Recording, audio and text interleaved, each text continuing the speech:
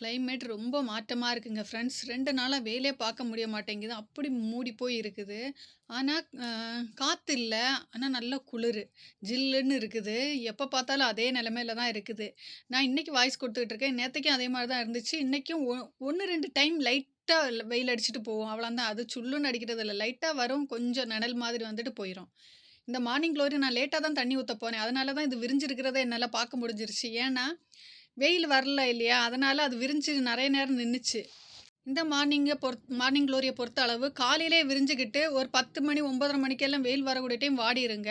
ஆனா, இன்னைக்கு நான் லேட்டா தான் தண்ணி ஊத்தவே போனேன். ஆனா, அந்த டைமுக்கெல்லாம் மார்னிங் குளோரி அப்படியே விரிஞ்சுகிட்டு நின்னுச்சு. சரி அத அப்படியே எடுத்துடலாமேன்னு நெனச்சது. இது 10 லிட்டர் பிஸ்லரி கேன்ல வச்சிருக்கோம். ஒரு கம்பு ஊனி விட்டு அதில படத்தி விட்டாரு. அதில நான் நெனச்சேன் ஷேப்பா ஏதாவது படத்தி விடுவாருன்னு. அது ஊனி விட்டது அவ்வளோந்தான். அது பாட்டுக்கு படந்து போயிட்டுருக்கு. பூ பூத்துட்டு இருக்குது. செம்பருத்தி பூ பூத்துருக்குதுங்க. இன்னைக்கு தான் பார்த்தேன் கீழ. மாவு பூச்சி வைக்க ஆரம்பிச்சிருச்சு மொட்டுங்கள எல்லாம். லைனா அழகா பூத்துட்டு வந்துகிட்டு இருந்துச்சு. இன்னைக்கு தான் பார்க்கக்கூடிய டைம் பூச்சி இருந்தத நான் கவனிச்சேன். ஏதாவது பண்ணணும். இதே மாதிரி இன்னொன்னுலயும் அப்படியே வந்திருக்குதுன்னு நெனைக்கிறேன். இன்னொரு செம்பருத்தியிலயும். கவனிக்கணும் இனி எல்லா செம்பருத்தியும் எப்படி இருக்குதுன்ட்டு. எங்க என் மாடி தோட்டத்து அழகின்னு சொல்லலாம். கோல்டன் அழகின்னு சொல்லலாம். மஞ்சள் அழகின்னு சொல்லலாம். எப்படி வேணாலும் சொல்லலாம்.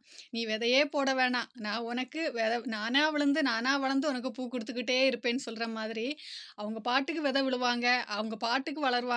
அவங்க பாட்டுக்கு கொத்தா பொக்கே மாதிரி பூ குடுப்பாங்க. அவ்வளோ அழகா இருக்குங்க. இந்த சாமந்தி கட்டிங் நடுற வீடியோ நான் போட்டிருப்பேன். குச்சு குச்சுன்னு சின்ன சின்ன கட்டிங்கெல்லாம் எடுத்து வச்சு நட்டுட்டு இருந்தேன். அ ஏன் அப்ப நீங்க நினைக்கலாம், "என்னத்துக்கு இந்த சின்ன சின்ன கட்டிங்கெல்லாம் நட்டு வைக்கிறா?" அப்படின்ட்டு. சாமந்திய பொறுத்தளவு திளிலான கம்பு வச்சாதாங்க அது திளுத்து வரும். மேல திளிர் அடிச்சு வரக்கூடிய அந்த கம்ப நம்ம கட் பண்ணி வச்சா வந்துரும். ஆனா நான் வச்சதெல்லாம் பூ பூத்த கம்பு. எல்லாத்தையும் அப்படியே ஊனி வச்சுட்டேங்க. பார்க்குறதுக்கு பைத்தியக்காரித்தனமா இருக்கும். ஏன்னா, எனக்கு ஆசை என்னன்னா, அ எல்லாம் பூ பூத்த கிளையாயிருச்சு. ஏதாவது ஒண்ணு நட்டு வச்சாவது வருமா? இவ்ளோ நட்டு வச்சா எனக்கு ஒரு செடியாவது வருங்கிற ஒரு ஆசையில நான் எல்லாத்தையும் நட்டு வச்சிருக்கேன். ஆனா 1, 2 எல்லாம் காஞ்சு போயிருச்சு. 1, 2 எல்லாம் பச்சையா இருக்கு. அதான் உங்ககிட்ட காமிச்சேன். எல்லோ கலர் அழகா பூத்து நிக்கிறாங்க. இந்த செம்பருத்தியிலே மாவு பூச்சி வந்திருக்குதுங்க ஃப்ரெண்ட்ஸ். அதான் கவனிக்காம விட்டுட்டேன். இனி அதுக்குள்ள வேலைய பார்க்கணும். அழகா பூத்திருக்குத மிட் நைட் ப்ளூ ரோஸு. நான் 2 பூ பறிச்சுட்டேன். அதுக்கப்புறம் பூத்த பூ 2, 3 பூ பறிச்சுட்டேன். அழகா பூத்திருக்க நம்ம பால்சம் செடி ரெட் கலரும், பிங்க் கலர் தான் இருக்குது. மாடி தோட்டத்துல ஒரு கத்திரிப்பூ கலரும் இருந்துச்சு. அந்த கலர் விதை எங்க போயிருச்சுன்னே தெரியல. இதெல்லாம் தானே முளைக்கிறது. தானே முளைக்காதனால நான் அத தேடுறேன். "நீ தானே முளைக்கலையா?" அப்படிங்கிற மாதிரி. 2 பூவ பார்த்துட்டு அந்த கத்திரிப்பூ கலர காணோம். மணத்தக்காளி அழகா வளர்ந்து விதை வச்சு அழகா பழுத்து நிக்குதுங்க கருகருன்னு. பார்க்க சின்ன சின்ன கிரேப்ஸ் மாதிரி அவ்வளோ அழகா இருக்கு. கொஞ்சம் பெருசா இருக்கு. கண்ல பட்டுருச்சு. சரி பறிச்சுட்டேன். எதுக்கும் இல்ல. வாயில போடுறதுக்கு வேண்டி தான். இந்த வீடியோ